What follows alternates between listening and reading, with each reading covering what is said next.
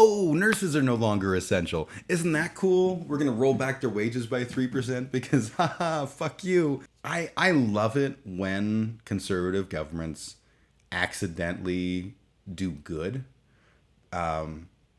Not firing all of the sanitation workers and things that were not sanitation workers. I can't remember what the term. Whether hospitality workers was it? That work in healthcare because this pandemic came along, even though they were still going to, but then we're like, oh, I guess we won't. They were going to cut nurses' wages, and then they were like, no, we're not. There's a pandemic. You're special. You're essential workers. And now we're back to a place where we're like, okay, you're less essential. We're opening things back up, so we're going to fuck you over again. I think that's adorable. I think it's nice to see conservatives act like conservatives. You know what I mean? It's like when two conservatives are infighting and one of them accidentally poses the JQ, and you're like, haha, you did it. You masked off. Always warms the heart. The balls the cons had to table that suggestion that the nurses take a pay cut. Right? Two conservatives fighting. I always hope they beat the living crap out of each other and it ends in a tie. Totally. I recently watched it wasn't even supposed to be a debate. It was just Dylan Burns was on stream and he had American Nacho pop in. And American Nacho had basically just become very forceful about the fact that he was a centrist and not a conservative. And he's always been part of the sort of the conservative side of debates. And so a couple of other conservative people jumped in just specifically to yell at him and make him feel bad for being a hippie commie pinko. And it was the sweetest thing watching the people who represent the right fight each other. And it just literally, I just sat back with like, It was so much fun. That goes any further, the nurses are striking 100%. I hope so. I hope that the conservatives try and push that narrative, and the nurses just fucking stop. Cutting nurses and our salaries, Nancy is a nurse, is the ultimate slap in the face post-pandemic. See how hospitals handle the fourth wave without us. Exactly. First and foremost, we're not done yet. Second, this isn't the only pandemic we'll ever see. The chances are that when they talk about the new normal, what they're really talking about is the fact that we've been expecting pandemics for a long time. We thought H1N1 was going to be the big pandemic, and big pandemic is kind of a misnomer because what we know is that shit's evolving, and we're seeing that with these like lambda strains and delta strains and all this shit of coronavirus. But viruses are mutating all the time, and they get better and better at fucking us over. And when that happens, like COVID-19, the whole world has to stop and figure shit out.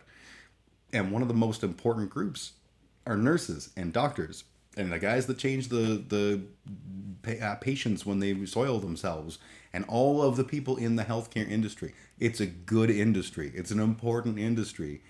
And the conservatives are always just hard in the pants to get rid of it because it's a cost.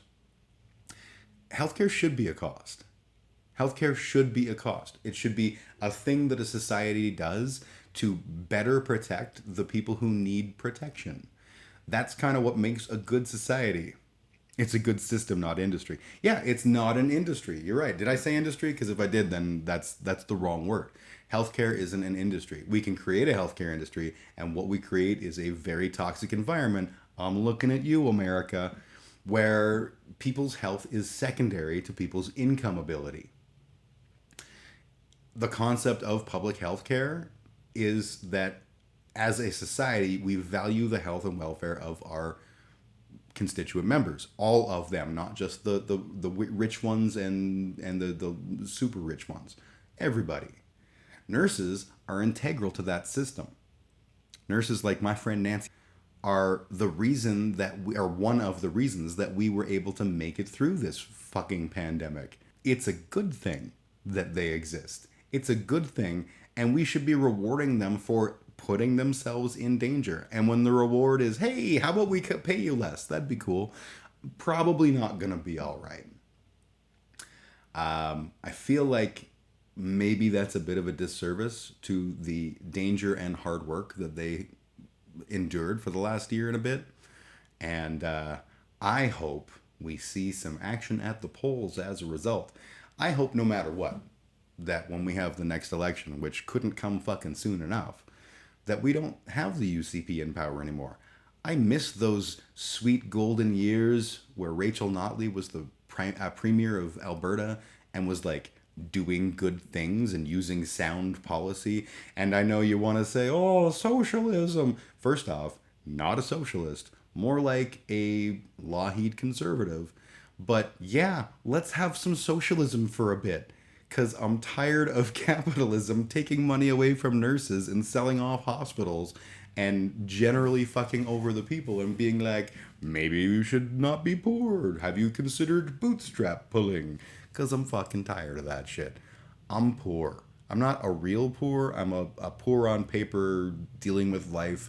It'll get better for me poor. But I'm fucking tired of dealing with this shit. Can we not just take the opportunity right now to be like, hey, remember how we promoted this whole like peace, unity, love, respect, plur, hippie crap that we were doing when COVID started? Applauding our first responders, applauding nurses, telling them that we appreciate them. Let's continue telling them we appreciate them by not fucking them over. You know what the best part about getting a pay cut is? Nothing. I've had pay cuts. And when I got a pay cut, you know what the number one bit of messaging was? It happened during a rather brutal time in the world economy, and oil prices were much lower than expected, and companies were laying people off like crazy. The company that I was at the time, along with my good friend I Am Canadian, they didn't lay me off. They cut my pay by, I think it was 10%. Which isn't like, oh my God, this is the worst thing ever. But it sucked. I'm a single dad dealing with spousal support payments and all this shit. And yeah, it wasn't easy to just lose 10% of my income. And the narrative was, just be grateful you have a job. And that right there is capitalism. We can put all the shiny bullshit Jeff Bezos memorabilia on it and go like, you could be a billionaire. You're only constrained by your ability to reach for the stars and all that kind of dandy stuff. You know, the truth is, it ain't the case. The truth is, most of us are living as cogs in a larger system. And I'm okay with that. I don't pretend like I'm, you know, somehow aware of some greater vision that most people don't get or anything like that. Like we know this is the world.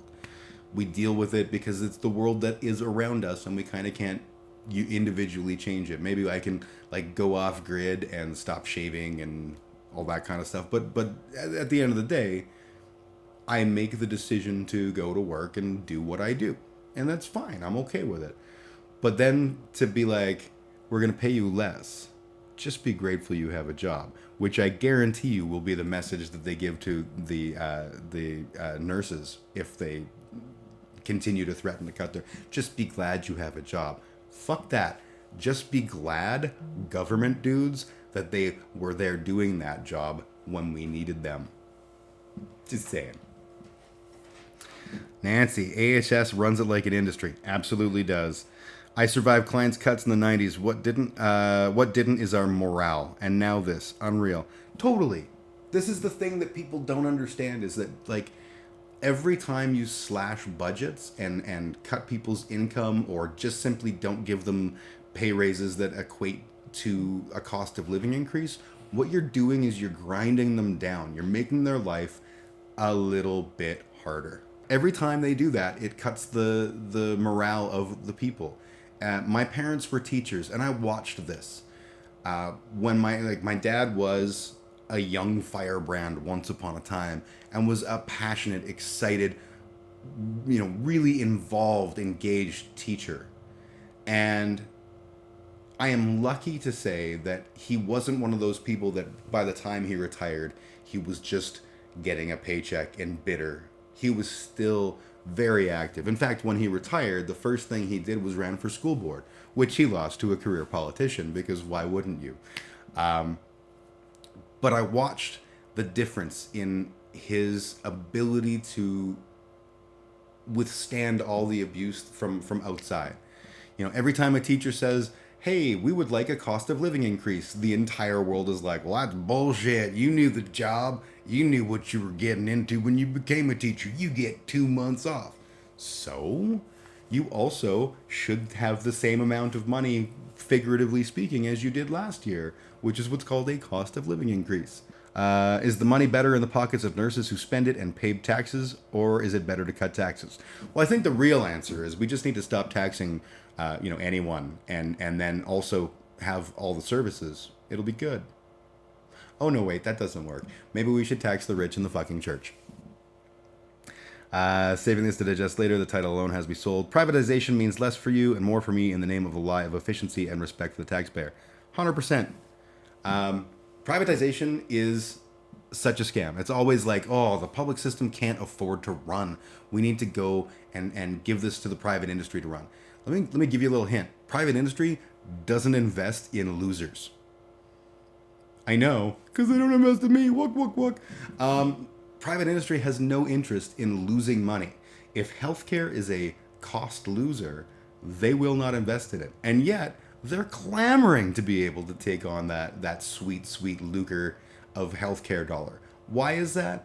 Because it's a profitable industry that they can squeeze as much money as they want to out of. The truth is, if you look at it as an industry, it's a difficult win. You have to screw over people. You have to prop up insurance rates, like all the things that happen in the States, in order for it to be an industry that is effective. But as a service, which is what universal healthcare is supposed to be, and what we're supposed to want as Canadian citizens for our public healthcare to be, then it's not that it loses money, it's that it costs money. Services cost money. We spend money, right? Having bridges costs money. Having infrastructure, having anything costs money. But it's okay because we choose to pay for those things. And what happens is we elect these fucking clownshoes, UCP dinks, who go, "Oh yeah, well we don't want to pay for that because I'm mostly healthy, and if I'm not, I can afford to, do whatever." Great, I'm happy for you. Congratulations. But for the rest of us, this service is supposed to be here to take care of everybody, not just the wealthy. Again, that's what we want. Let's do us a socialism and make sure that we support each other when we're sick. You see these fucking supposed what are the stories on the news? What are they called again? The feel good stories. And they go, this wonderful man. He's a teacher in Omaha, and he got the cancer, and he ran out of sick days and vacation days to use, and he was just not sure how he was going to get chemotherapy. So the wonderful people he worked with, they pooled together some time that they all had. They shared some of their sick days, some of their vacation days, and now he's able to go back and get his chemotherapy. Isn't that a beautiful story? That is not a fucking beautiful story. That is a horrible story of a guy who has cancer, whose job is like, no, you don't get to take all these days off to get the nuclear radiation treatment that you need in order to not be dead. We demand you show up to work glowing, motherfucker. That's gross. That is so fucking that is the perfect example of how a system can be broken. And people are like, what a great story. All these people rallied around him. They shouldn't have fucking had to. We shouldn't have to say to the UCP that we think nurses who have just been through fucking a year plus of hell deserve to have this, at least the same buying power as they did last year, if not more. We shouldn't have to have this conversation, but we do. So, to all the nurses that are watching, of which I know there is at least one, I got your back, and maybe we'll go, burn down some government buildings or something, because I got you. I care. I'm so tired of this shit. First off, I want to say thank you for watching. If you've enjoyed, please like and subscribe. It really does help me out. Thank you to my patrons that support me on Patreon. First, to the followers. Thank you to I Am Canadian. The prophets, those who receive the whispered truths before the masses. Special huge thanks go to my one prophet, Shithead Dave Anderson, the gods. This tier is the most expensive and likely to never have any members, but Patreon really told me I should have one, so it's true, I guess. There are no gods. If you want to be a patron, head over to www.patreon.com/BigUglyJim and sign up, and you too can get a hearty, rousing, full of love thanking. I try to put up stuff at least once a week, and I live stream every Saturday at noon Mountain Time on Twitch, YouTube, and Facebook, like an old man. Again, thanks for watching, and have a kick-ass day.